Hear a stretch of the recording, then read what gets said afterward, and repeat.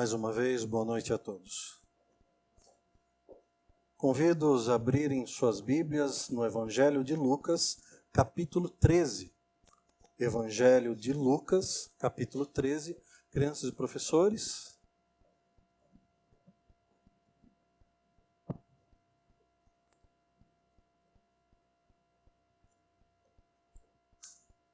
Boa aulinha para vocês. Deus abençoe.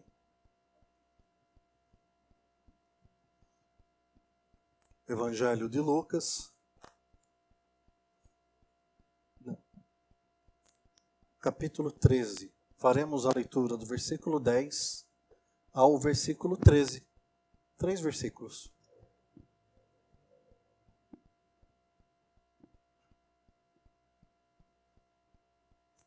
A palavra do Senhor diz assim: certo sábado, Jesus estava ensinando numa das sinagogas, e ali estava uma mulher que tinha um espírito que a mantinha doente havia 18 anos. Ela andava encurvada e de forma alguma podia endireitar-se. Ao vê-la, Jesus chamou-a à frente e lhe disse: mulher, você está livre da sua doença. Então lhe impôs as mãos, e imediatamente ela se endireitou e passou a louvar a Deus. Vamos orar. Pai, nós somos tão gratos a Ti pelo privilégio de estarmos aqui na Tua casa. Sabemos que esse foi um privilégio que, com muitas dificuldades, foi conquistada por servos e servas do Senhor ao longo dos séculos. Nós louvamos o Teu nome por esse sacrifício. A Tua palavra sendo acessível ao nosso vernáculo e também acessível a cada um de nós. Nós temos uma Bíblia pessoal, mais de uma, se quisermos. Isso é bondade do Senhor, é cuidado do Senhor com a nossa alma. E por isso eu te peço nessa noite, que esse privilégio venha acompanhado, Senhor, da iluminação, Deus, que o Teu Santo Espírito nos dá. Que assim seja nessa noite, sobre a minha vida e a vida dos meus irmãos. Eu peço, em nome santo de Jesus. Amém. A cura da mulher encurvada. Capítulo 13 do Evangelho de Lucas. Eu quero tratar com vocês pelo menos 3 pontos. Essa mulher é uma mulher encurvada, mas também é uma mulher esforçada, mas também é uma mulher abençoada. E eu quero tratar com esse texto que não é tão simples quanto parece. A quantidade de versículos não significa a facilidade do texto. Às vezes é o contrário. Mas que o Senhor nos conceda a graça, a mim e a vocês. Começando, 2000 anos atrás. Hoje, nós ficamos doentes, nós vamos aos médicos. E ali nós temos uma primeira opinião, e às vezes a primeira opinião não é uma opinião muito acertada, então nós vamos buscar uma segunda opinião. E às vezes essa segunda opinião também não é uma opinião que nos dá uma tranquilidade, uma certeza, então ele nos encaminha para fazermos alguns exames. Exames mais simples, que muitas vezes não colaboram para que o diagnóstico seja completo. E então somos encaminhados para exames mais meticulosos, mais específicos, com tecnologia avançada e aparelhos de milhões de reais. E aqueles que têm acesso o fazem. Então, depois, com muitos exames e muitas opiniões médicas, muitos diagnósticos, nós geralmente chegamos a um veredito. Olha, essas dores são sintomas dessa causa, dessa doença, desse problema de saúde. Agora imaginem, 2000 anos atrás. 2000 anos atrás. Não tinha SUS, não tinha Unimed, não tinha UPA, não tinha nada disso. 2000 anos atrás. As pessoas ficavam doentes E elas, muitas vezes, só continuavam doentes. Não tinham um tratamento, não havia cura para muitas dessas doenças. Hoje, nós sabemos que a hanseníase tem cura, tem tratamento. Hoje nós sabemos que a catarata, com uma cirurgia relativamente simples, resolve o problema. 2000 anos atrás não era tão simples assim. Mas existe aqui nesse texto uma doença relatada que até os dias de hoje não é tão simples o tratamento e a cura dessas doenças, dessa doença específica. Aqui o texto diz: certo sábado Jesus estava ensinando numa das sinagogas. O que é uma sinagoga? Quando o templo dos judeus for destruído, eles começaram ali no exílio a se reunirem num lugar para orar, num lugar para ouvir a palavra de Deus. Eram chamadas sinagogas. Então os judeus, os filhos de Deus, os filhos da aliança, eles se reuniam nas sinagogas para buscar a Deus. E é interessante que Jesus, o Filho do Deus eterno, o Deus encarnado, você pega o Novo Testamento, ele está sempre numa sinagoga ensinando, ele está sempre no templo conversando com os doutores da lei, ele está sempre na casa de Deus. É impressionante. Existe alguém que tem mais intimidade com Deus do que o próprio Deus? Do que Jesus, o Filho do Deus eterno? E ele, Deus encarnado, ele entendia a necessidade de estar na casa de Deus. E o versículo 10 diz exatamente isso. Certo sábado. Então nós vimos semana passada que Jesus entrou, tentaram pegar Jesus, uma controvérsia, e Jesus disse para eles: olha, vocês pensam que aquelas pessoas que morreram lá no templo e Pilatos mandou matar, eles eram mais pecadores do que vocês? Vocês acham que aqueles que morreram, 18, cuja torre de Siloé caiu sobre eles e todos morreram, eles eram mais pecadores do que aqueles de Jerusalém? Olha, não é assim que funciona. E aí Jesus diz: olha, se arrependam vocês todos, senão vocês perecerão. E Jesus chama atenção para eles. Vocês têm perguntas importantíssimas sobre a vida dos outros, mas a mais importante, sobre a sua alma, vocês mesmos não se preocupam como deveriam. E aqui no versículo 10, certo sábado, é como se fosse um outro momento, mas que não ligado, cronologicamente seguido, mas próximos, digamos assim. O texto não deixa muito claro. O fato é que era um sábado, isso é importante. Veremos semana que vem. Era um sábado e ele estava ensinando numa das sinagogas. Ele teve a oportunidade de pegar a Torá, é o Antigo Testamento, e ali ler um profeta, ler uma passagem do Antigo Testamento, e ali falar, ensinar acerca daqueles escritos. E aí eu fico pensando, como deve ser maravilhoso o autor explicar a sua obra. Imagine, você assiste um filme, você lê um livro e você fica imaginando o que o autor queria dizer com essa palavra, com esse exemplo. E você tenta imaginar. Agora pense o autor entrando pela porta, pegando a sua obra-prima e explicando: olha, o dia que escrevi isso, eu estava pensando nisso. Esse exemplo significa isso.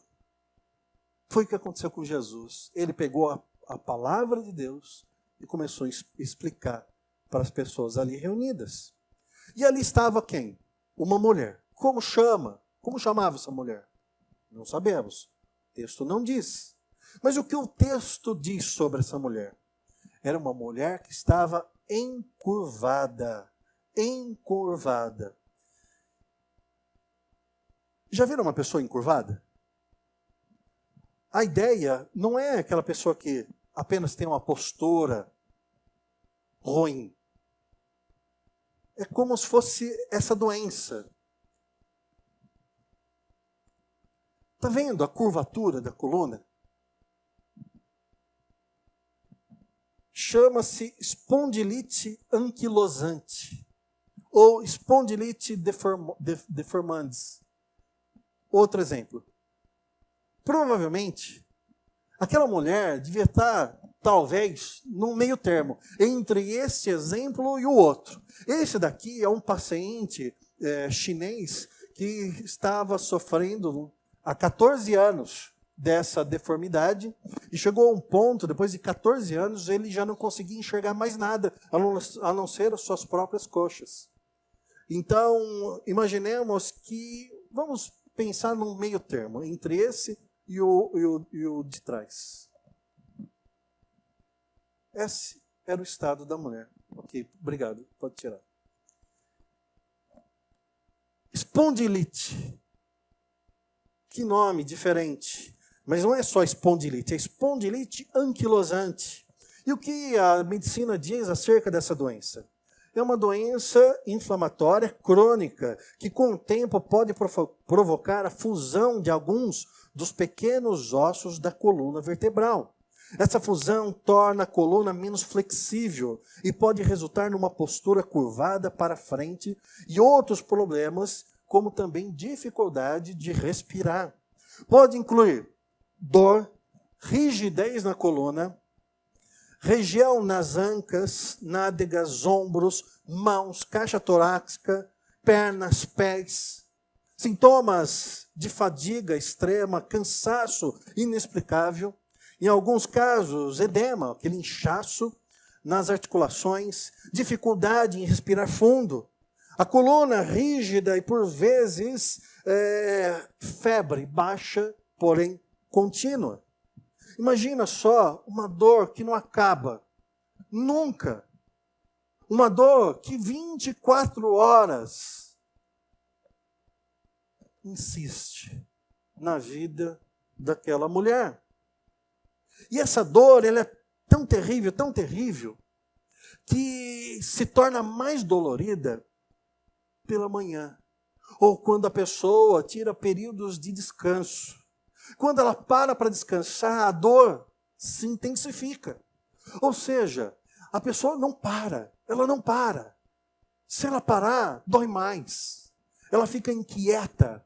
Imagine, não um dia, não 18 dias, não 18 semanas, mas 18 anos dessa dor terrível.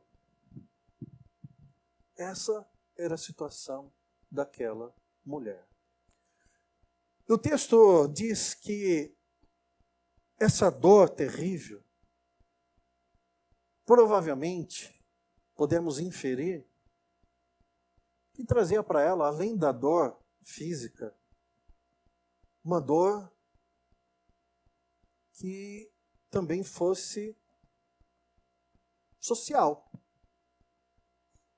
Será que uma pessoa com tantas dores e com uma deformidade tão grande era uma pessoa que frequentava muitas festas?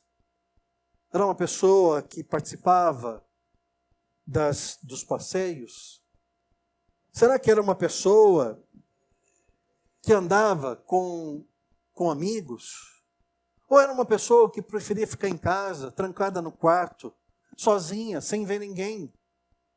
Era uma pessoa que não queria que as pessoas olhassem para ela e vissem a sua deformidade.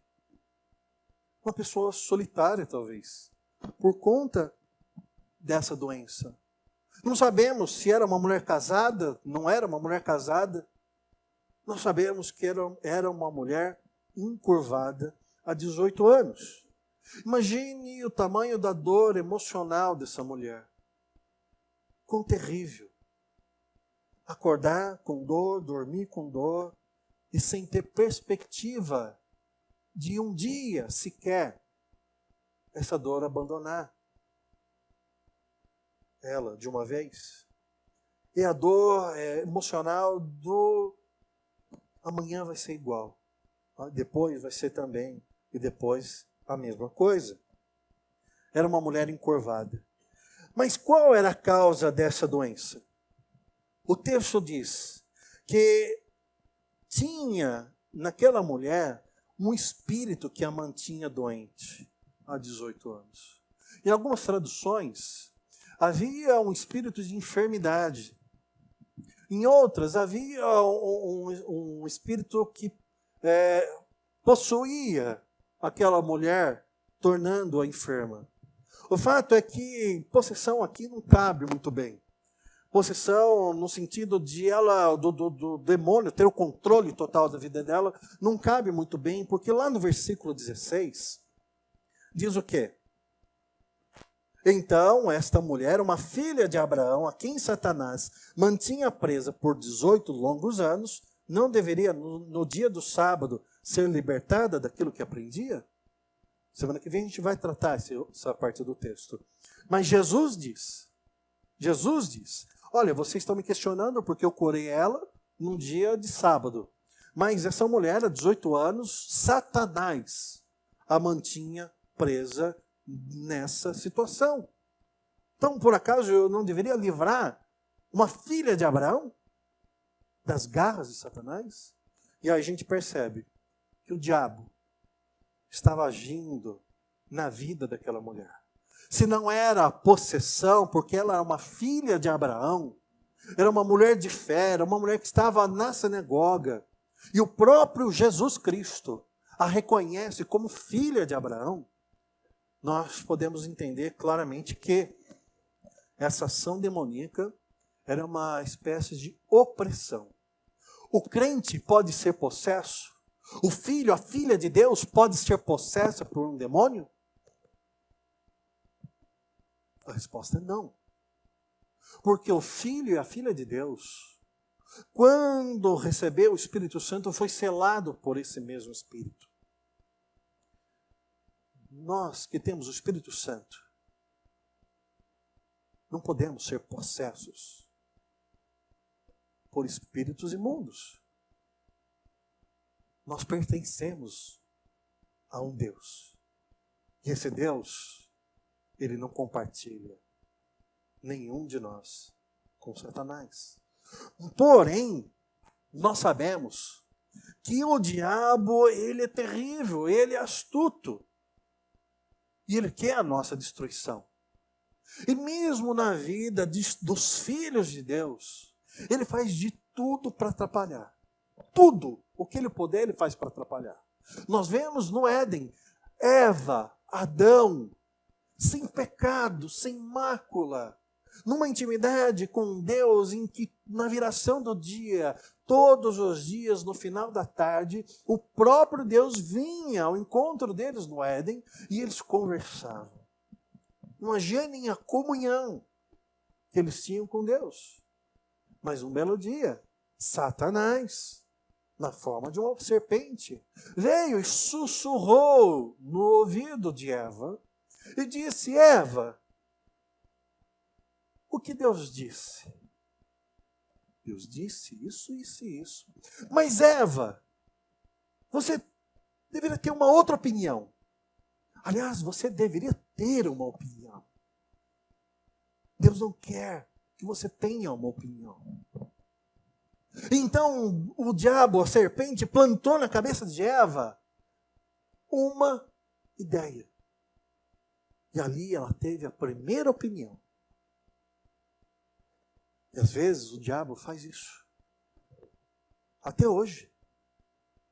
Ele não pode nos possuir, mas ele fica do nosso lado. Em alguns casos, se pudéssemos ter um óculos que enxergássemos, nos capacitasse a enxergar o mundo espiritual, ficaríamos assim aterrorizados. Talvez, não duvido, muitos cristãos vão para o trabalho e no lado do passageiro está lá um demônio sussurrando e falando.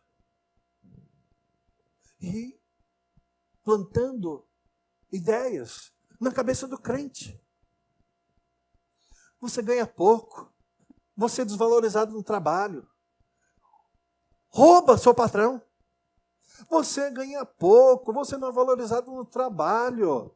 Tem gente que faz corpo mole e ganha a mesma coisa que você. Vai, faz corpo mole também. E o crente, ao invés de pensar, tudo que eu faço é para a honra e glória do meu Senhor. E aquilo que eu faço como se fosse para Deus. E para Deus a gente tem que fazer o melhor possível. Muitas vezes ele ouve a voz do diabo, ele vai para o trabalho e ele faz corpo mole, e ele traz coisa que não devia para casa. E a vida dele estraga. E muitos crentes, o diabo chega e fala o seguinte: poxa, teu marido é chato, teu marido tá careca, teu marido tá gordo, teu marido tá feio, teu marido, sei lá. Chuta seu marido. E aí, de repente, vai plantando uma ideia. 2, 3. E aí vem uma amiga. E a amiga fala: puxa, você viu? Seu marido é um grosso. E aí já junta com aquelas que o diabo falou e vai formando um bolo. E o contrário é a mesma coisa. O contrário é a mesma coisa.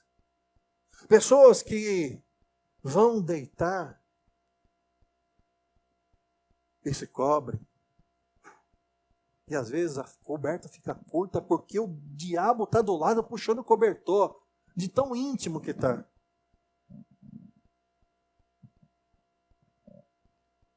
O fato que existe a possibilidade, sim, de sermos oprimidos. E a opressão, muitas vezes, vem naquela forma: pastor, eu estava em casa outro dia e de repente eu entrei pela 90ª vez lá naquele quartinho lá dos fundos da bagunça. Mas nesse dia foi diferente. Eu entrei, tinha uma coisa estranha, parecia que estava escuro, eu acendi a luz, mas não iluminava o lugar, e de repente eu senti uma presença. Mas o problema, pastor, é que eu estava sozinho em casa. Então eu entrei para casa, fechei a porta, e parecia que a presença andava ao redor da casa, e eu arrepiei os pelos da nuca, do braço, e eu comecei a pedir misericórdia. E de repente eu escutei chamar o meu nome. Mas não era ninguém me chamando, porque eu estava sozinho.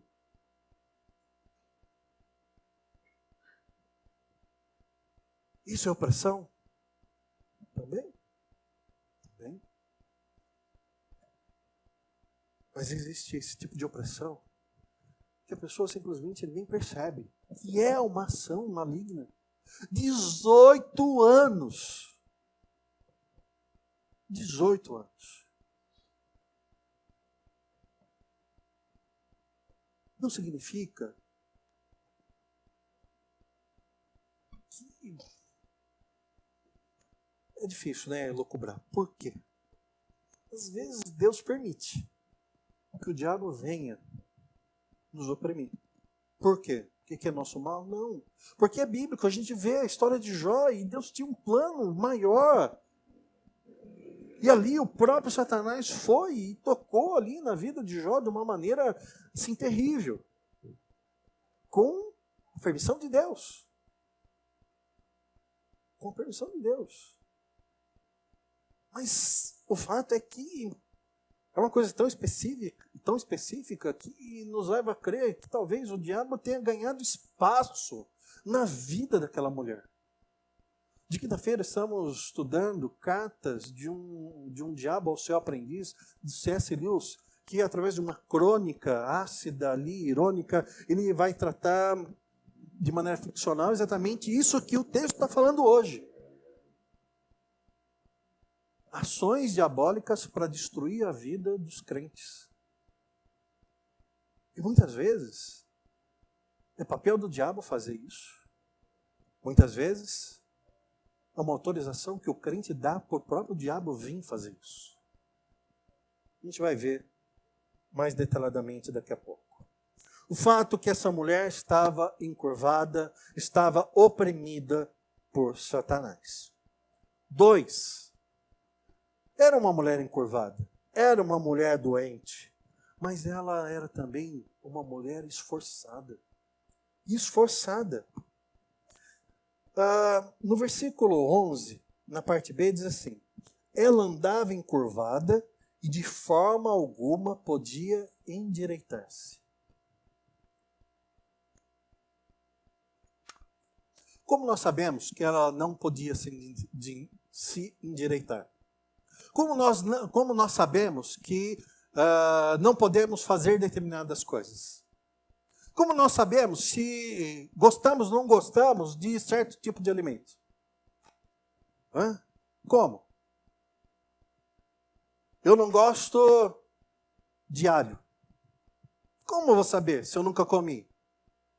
Só vou ter propriedade de falar se algum dia experimentei e falar, não gostei. Essa mulher, ela não podia endireitar-se. Significa que ela tentou fazer isso.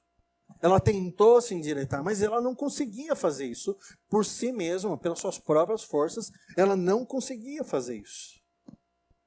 Ela é uma mulher esforçada porque tentou. Ela é uma mulher esforçada porque ela tinha todos os motivos para estar longe da casa de Deus. Ela tinha dores físicas, ela tinha provavelmente um ostracismo social na sua vida, ela era oprimida por Satanás. Ela poderia dizer o seguinte: eu não vou na igreja. Não vou. Eu tenho muitos problemas para ir na igreja. Minha vida é muito complicada para estar na igreja. É muito sacrifício pessoal sair da minha casa, ir para um lugar onde tem um monte de gente que vai me ver. E elas vão me ver. E algumas vão apontar para mim. Algumas vão me evitar. Mas essa mulher, ela está na casa de Deus. A enfermidade não era uma desculpa para impedi-la de vir à casa de Deus.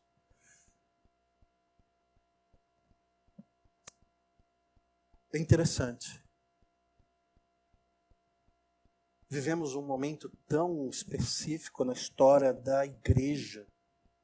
Da igreja. Podemos já dizer que são momentos pós-pandêmicos, pós-pandemia. Nós já não usamos as máscaras de maneira compulsória. Não sei se vocês ainda pegam a sacolinha do supermercado e todos os pacotes de bolacha, de macarrão, e passa álcool, e limpa, e lava, e desbota até a embalagem. Não sei se vocês ainda fazem isso. Muito provável que não. Eu não sei se vocês deixaram de ir nos meses que se passaram numa festa de aniversário ou de um casamento. Acredito que não. Mas o fato é que tudo está voltando ao normal. Os trabalhadores ao seu trabalho. As festas recebendo os seus convidados. Mas a igreja, não. A igreja não. A igreja parece que é mais complicado. É mais complicado. E aqui tem um autor que eu acho muito bom, Wiersbe.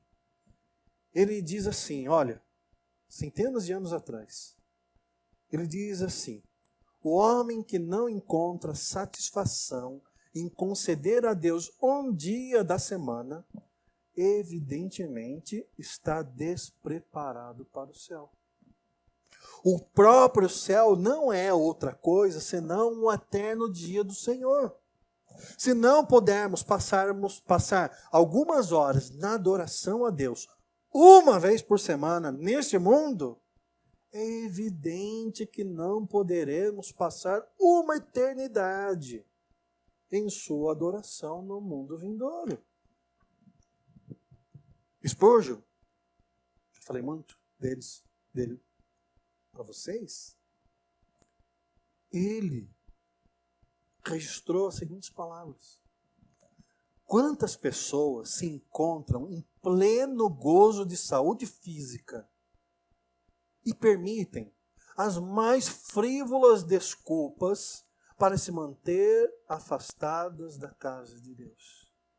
Quantos estão constantemente gastando todo domingo em ociosidade, fazendo nada, em busca de prazeres e negócios, escarnecendo e zombando daqueles que santificam o dia do Senhor? Ou seja, a pessoa não vai ainda tirar sarro de quem vai. Quantos imaginam que frequentar o culto público uma vez por ano, uma vez por semana, aos domingos, é uma grande realização e consideram sua ida em qualquer outra ocasião um desnecessário excesso de zelo? Coisa de gente fanática. Quantos acham cansativos os cultos de adoração, enquanto assistem a eles e sentem-se aliviados quando acabam? Poucos realmente manifestam possuir o mesmo espírito de Davi, que disse, lá no Salmo 122, versículo 1, alegrei-me quando me disseram, vamos à casa do Senhor.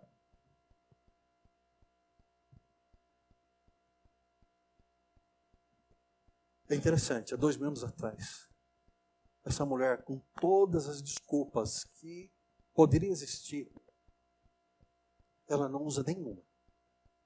Nenhuma. Ela simplesmente, ela vai para a casa do Senhor. É uma lição que nós temos que tirar. Sua vida está boa? Vem para a casa do Senhor, louva, agradece, compartilha da sua alegria. Sua vida está mais ou menos? Vem para a casa do Senhor, louva, ora, pede para que orem por você. Sua vida está uma droga, está tudo dando errado. Vem para a casa do Senhor. Junte-se aos santos e clamem pela misericórdia, pela piedade do Senhor Deus. Não importa como está a sua vida. Venham para a casa do Senhor. Domingo é o dia do Senhor. Domingo é o dia de estar na casa do Senhor. Essa mulher estava na casa do Senhor. E é interessante, né? Jesus estava na casa do Senhor. Vem para a casa de Deus, falar com Deus, ser abençoado por Deus. Não que Ele não possa fazer isso na sua casa, mas aqui é o lugar onde os santos se reúnem. É aqui que nós pedimos, como comunidade, as bênçãos do Senhor. O texto diz, no versículo 12, ao vê-la, Jesus chamou-o à frente. E aí complicou, né? Ela não foi lá para falar o seguinte, gente, eu quero falar com Jesus. Ela não fez como o cego que estava lá à beira do caminho, Jericó, começou a gritar, mestre, mestre, mestre, rabi, rabi. Não. Os amigos dela não tinham amigos aqui e nenhum deles abriu o telhado e desceu ela através de cordas e colocou praticamente no colo de Jesus para que ele a curasse. Não. Ela estava lá sentada. E Jesus estava fazendo o quê? Lendo a Bíblia. Explicando a Bíblia. E ela permaneceu de que jeito? Sentada. Ouvindo, aprendendo o que Jesus ensinava. E então, no versículo 12, Jesus olha para ela. E aí eu fico pensando, meus queridos, Jesus olha para ela. E o que Jesus viu?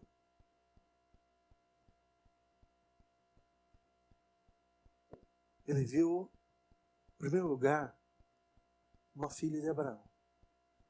Ele viu uma das suas. Em segundo lugar, ele viu uma pessoa sofrendo. Em terceiro lugar, ele viu Satanás oprimindo aquela pessoa. Ele viu a ação demoníaca na vida daquela pessoa. Não seria difícil imaginarmos Jesus olhando para aquela pessoa e vendo um demônio sentado nas costas daquela pessoa. Em outras passagens, Jesus diz: espírito imundo, sai. Ele saiu. Em Gadara, o espírito imundo veio até Jesus e suplicou: olha, não chegou nessa hora. Aqui, no 12, ao vê-la, Jesus chamou ela à frente e disse: mulher, você está livre dessa doença. Você está livre dessa opressão. Você está livre desse demônio. E aí nós vemos uma mulher esforçada, mas uma mulher corajosa. Quantos de nós, numa posição tão desfavorável, tão desconfortável, viríamos à frente da igreja, onde todos os olhos, todos, iriam convergir para nossa figura. Aquela mulher veio, e vocês tiveram a imagem aqui para mentalizar. Ela veio, e ela não olhava para o céu. Ela não olhava para a cara das pessoas. Ela olhava para o chão. Ela olhava para os seus próprios pés. Ela seguiu ouvindo a voz do mestre chamando: mulher, vem aqui à frente. E ela foi caminhando e acostumada há 18 anos a olhar para sua miséria. Não conseguia fazer melhor do que aquilo. Então ela vem. E ali Jesus diz, no 13, então lhe impôs as mãos, e imediatamente ela se endireitou e passou louvando a Deus. Uma mulher encurvada, porém esforçada, agora se transforma numa mulher abençoada. Quando Jesus toca naquela mulher, ela fica livre da enfermidade. As costas dela ficam eretas novamente. Os ossos que estavam fundidos, a febre e a dor terrível, crônica, sumiram. Ela começa a olhar para o chão e vai levantando os olhos e vai olhando e provavelmente deve ter fixado o seu olhar no olhar do Cristo. E aquela que há 18 anos não olhava no olho de ninguém, agora tem o privilégio de olhar no olho do Filho de Deus. Ela fica livre da enfermidade. Mas também ela fica livre do espírito imundo. Muitas pessoas que se dizem cristãs são céticas quanto ao mundo espiritual. É contraproducente, é paradoxal. Crentes modernos que negam o mundo espiritual. Tudo é cientificismo. Tudo a ciência explica, tudo, alguém tem uma palavra sobre isso, e elas acabam dizendo o seguinte: olha, na verdade não tem anjo e demônio, e não tem o diabo é o que o Sartre disse, você é o seu próprio inferno. Perigoso. Perigoso. Mas aquela mulher ficou livre daquele espírito imundo. Ela ficou livre para fazer uma coisa que talvez não o fizesse de maneira plena. Ela ficou livre para louvar. No versículo 13, o texto diz: imediatamente ela se endireitou e passou a louvar a Deus. Eu fico imaginando a transformação daquela mulher. Ela entrou naquela sinagoga com dor. Ela entrou naquela sinagoga triste. Ela entrou naquela sinagoga sozinha. Ela entrou naquela sinagoga derrotada.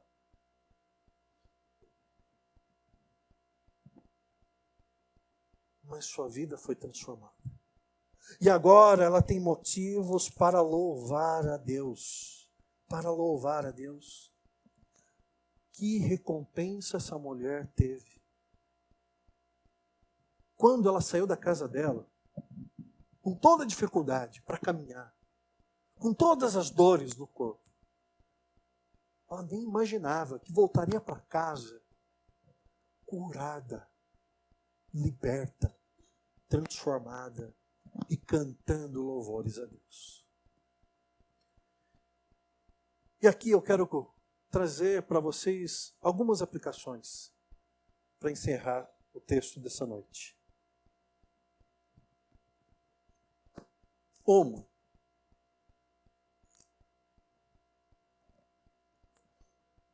pessoas podem estar encurvadas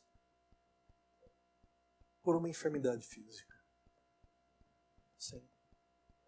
Outras, por uma ação maligna.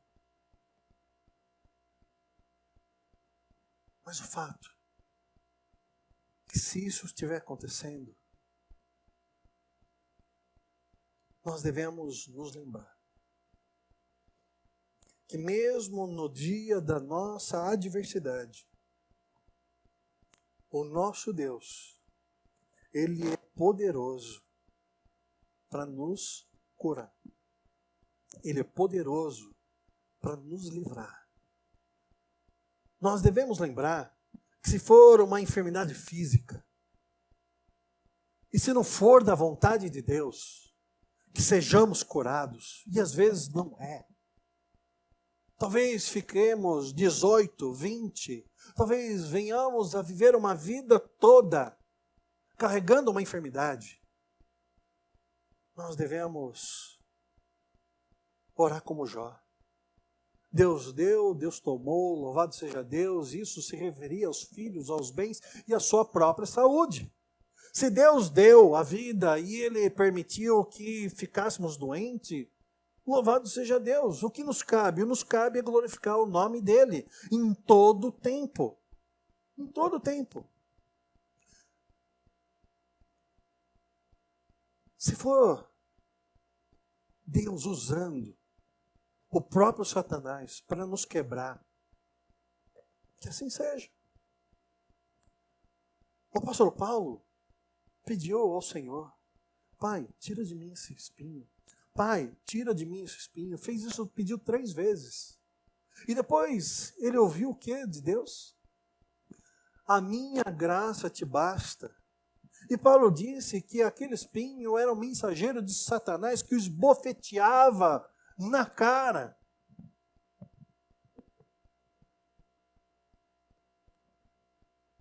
Não importa como está a nossa vida. Ela tem que ser vivida para a honra e glória de Deus. 2 Coríntios 12, 8 a 10, diz assim: 3 vezes roguei ao Senhor que o tirasse de mim, mas Ele me disse: minha graça é suficiente para você, pois o meu poder se aperfeiçoa na fraqueza. Muitas vezes, aquilo que nos destrói é aquilo que nos edifica. Parece que não encaixa, né? Muitas vezes Deus nos deixa quebrados, porque se tivéssemos inteiros, seríamos um poço de arrogância, seríamos um poço de presunção.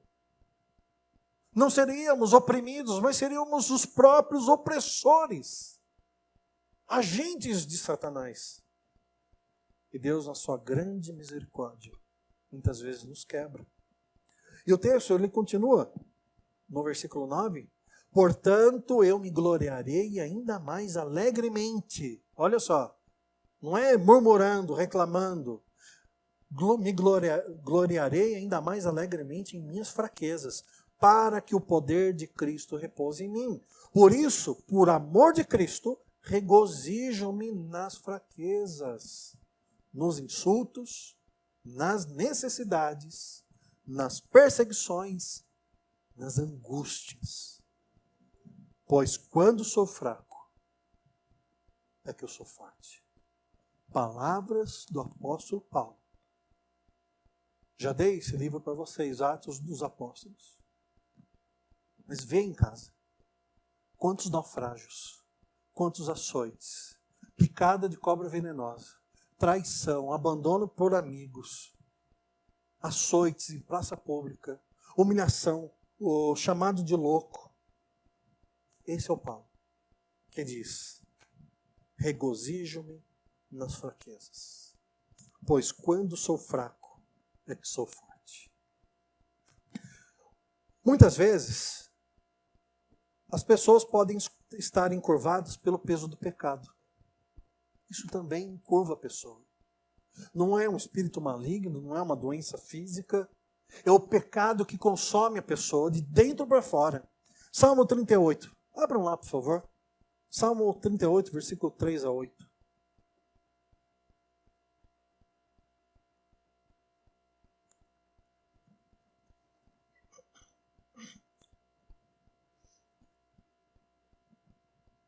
Davi falando. Por causa da tua ira, todo o meu corpo está doente. Não há saúde nos meus ossos por causa do meu pecado. As minhas culpas me afogam. São como um fardo pesado e insuportável. Minhas feridas cheiram mal e supuram por causa da minha insensatez. Estou encurvado e muitíssimo abatido. O dia todo saio vagueando e pranteando. Estou ardendo em febre. Todo o meu corpo está doente. Sinto-me muito fraco e totalmente esmagado. Meu coração geme de angústia. Não dá uma imagem parecida? O peso do pecado, o pecado estava ali esmagando o salmista. Hoje pessoas andam encurvadas porque carregam pesados pecados em suas almas. Suas vidas são arrastadas com dificuldade, como muitas âncoras, segurando suas almas. Pessoas encurvadas, pessoas que sofrem diariamente, pessoas que não conseguem olhar para os céus, pessoas que não conseguem olhar para Deus, pessoas que não conseguem olhar para a palavra de Deus, pessoas que olham para os seus pés, olham para si mesmas, pessoas que são consumidas pelos seus próprios desejos, pessoas que mentem para Deus, mentem para si, mentem para seu cônjuge, mentem para seus pais, mentem para seus filhos. São pessoas mentirosas, são pessoas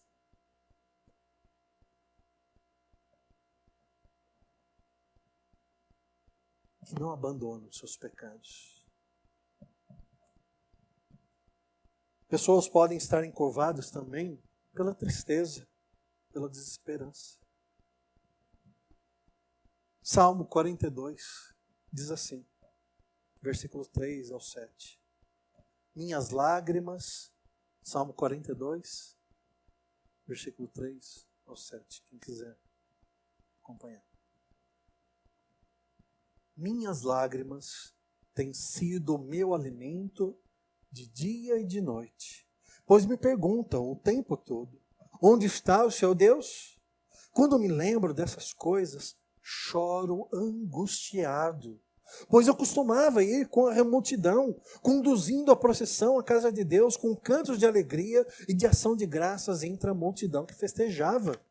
Por que você está assim tão triste, ó minha alma? Por que está assim tão perturbada dentro de mim? Põe a sua esperança em Deus, pois ainda o louvarei. Ele é o meu Salvador, é o meu Deus. A minha alma está profundamente triste.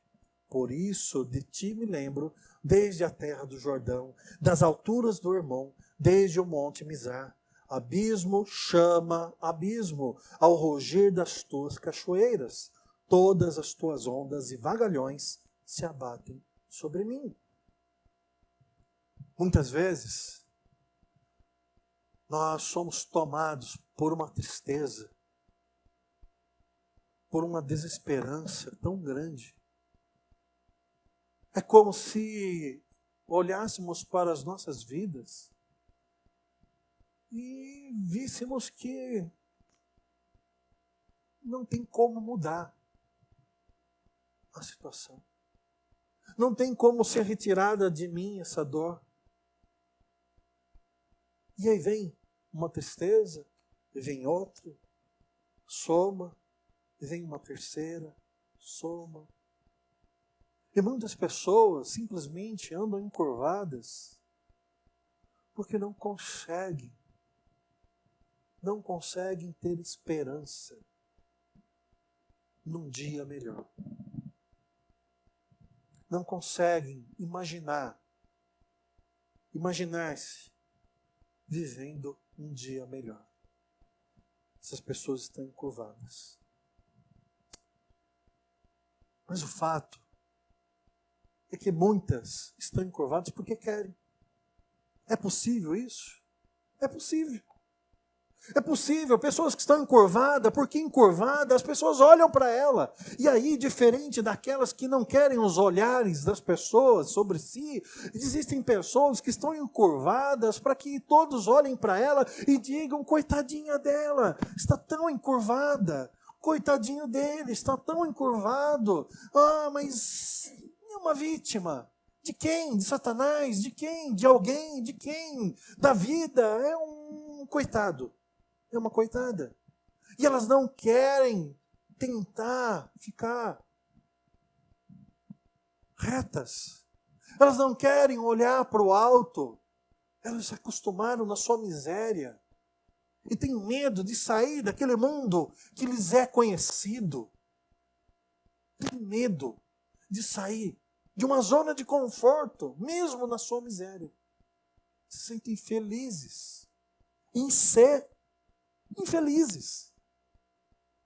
Parece muita coisa isso.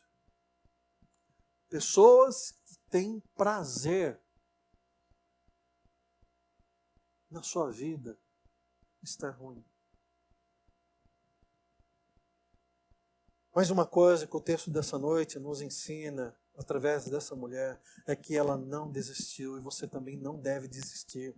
Uma coisa que nós aprendemos com essa mulher é que ela foi buscar a palavra de Deus. Ela não foi buscar cura. Jesus, aliás, ele vinha numa sequência de discursos que estava arrebentando com o povo. Se a gente parar para pensar, ele fala, olha, figueira que dá folha, mas não dá fruta, é melhor ser cortada. Está ocupando espaço na terra. Tem que acabar com essa figueira. Ele diz, vocês ficam preocupados com a vida dos outros, se preocupem com a vida de vocês. No capítulo 12, 2 minutos atrás, ele diz, vocês são hipócritas. Por quê? Vocês olham, conseguem entender o clima, conseguem saber se vai chover, se vai fazer frio, se não vai, mas vocês não conseguem compreender o tempo presente. Vocês são hipócritas. E aí, no anterior, nós vimos o quê? Olha, vocês acham que eu vim trazer tranquilidade? Eu vim trazer fogo, eu vim trazer separação, pai contra filho, filho contra pai, filha contra mãe, mãe contra filha. Eu vim trazer espada. E você vai olhando para trás, ele vai batendo. Então aí ela entra aqui, ela não está esperando ser curada. Talvez, se conhecesse Jesus, estava esperando uma palavra de exortação, mas ela foi buscar a palavra de Deus. Venha buscar a palavra de Deus. Venha buscar a palavra de Deus. Não venha buscar as bênçãos de Deus. Venha buscar o Deus das bênçãos. Nós aprendemos com ela que ela foi tocada por Jesus e a vida dela transformou-se. Nós devemos orar, pedindo com fervor que o Senhor toque também em nossas vidas. Nós devemos suplicar a Deus que Ele toque em nossas vidas. Uma coisa que nós aprendemos nessa noite é que nós podemos ser tocados por Jesus e termos as nossas vidas endireitadas. Você tem uma vida torta? Se espiritualmente falando, tirássemos uma fotografia que revelasse a curvatura da sua alma, como ela estaria? Você tem andado encurvado, extremamente triste, extremamente desesperançado.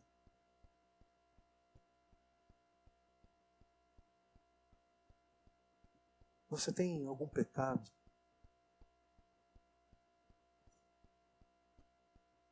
Que você comete?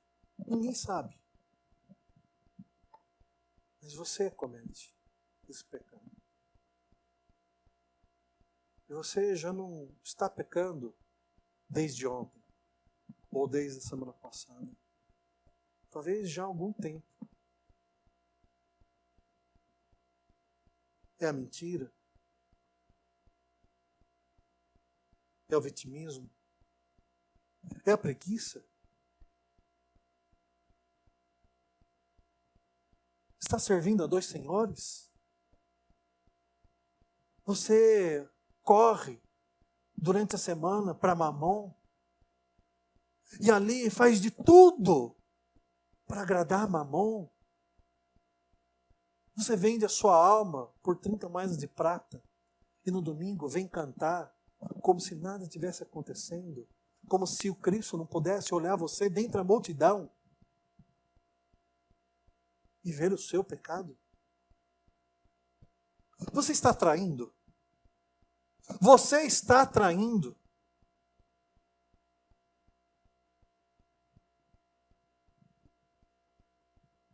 Você está traindo a confiança dos seus pais? Você está traindo a aliança que fez com tua esposa? A aliança que fez com teu marido? Você está traindo a aliança que fez com o seu Deus?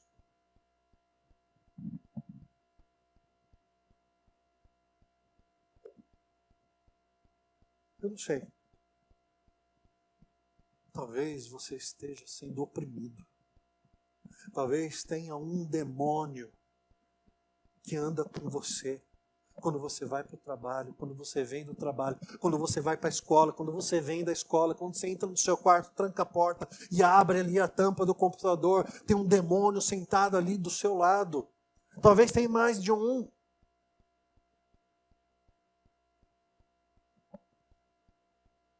Como ele foi parar lá? Você abriu a porta para ele entrar?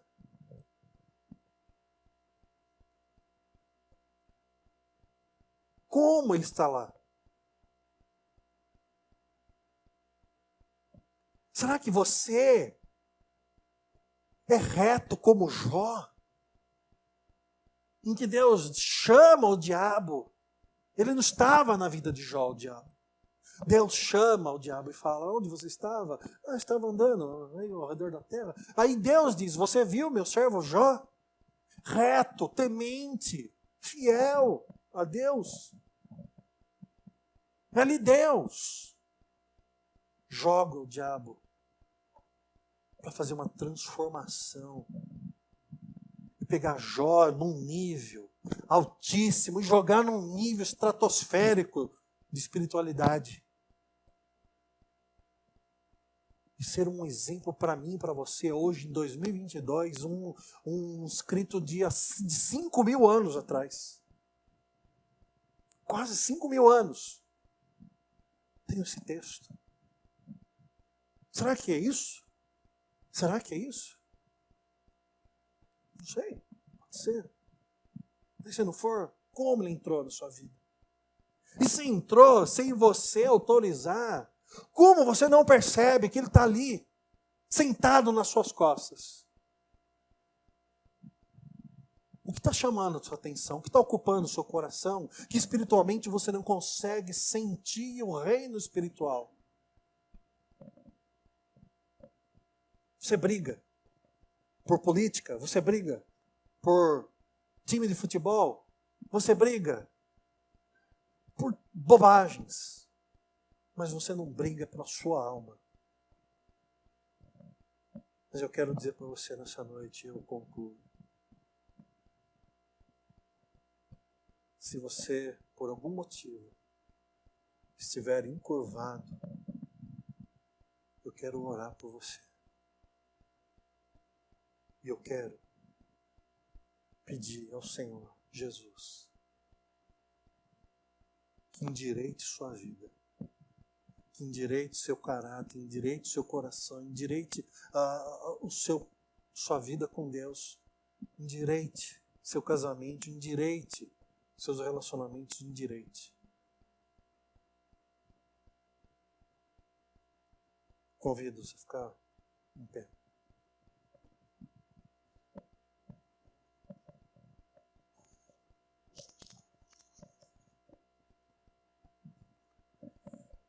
Senhor Deus Todo-Poderoso, eu poderia pedir para que levantassem as mãos aqueles que conseguiram entender que nessa noite estão encurvados. Mas eu sei que o Senhor não precisa ver as mãos deles levantadas. O Senhor conhece o coração. Eu te peço, Senhor, agora em nome de Jesus, que todos aqueles que foram tocados pelo Espírito Santo e entendem que precisam de libertação, precisam de cura, precisam, Senhor, do teu toque. Eu peço que agora eles coloquem isso diante do Senhor. Que hoje, um domingo, talvez que muitos que aqui vieram de maneira despretensiosa, mais um domingo, que saiam daqui transformados de tal maneira que suas vidas irradiem alegria no Senhor ao ponto de louvar como essa mulher o fez. Testemunhar o poder da vida, o poder do Senhor na vida deles. Eu peço que eles saiam daqui, Senhor, e limpem suas vidas, limpem, Senhor, os seus históricos na internet, limpem, Senhor, as suas casas, limpem suas gavetas, limpem, Senhor, as suas agendas de contatos, limpem, Senhor, as suas amizades que afastam de Ti, limpem, Senhor, as mentes. Que elas saiam daqui renovadas, transformadas. Abençoe, Senhor. Abençoe. Se tiver casamento torto, endireita. Se tiver educação de filhos encurvada, endireita. Se tiver desrespeito aos pais, endireita. Se faltar temor à tua palavra, amor à tua casa, endireita. Cura, Senhor. Nós sabemos, cremos, que o poder de Jesus Cristo é o mesmo hoje e o será para sempre. Eu te peço, toca nos nossos corações. Amém. Que o amor do Pai, a redenção em Jesus Cristo e a comunhão no Espírito Santo esteja com cada um de vocês, hoje e sempre.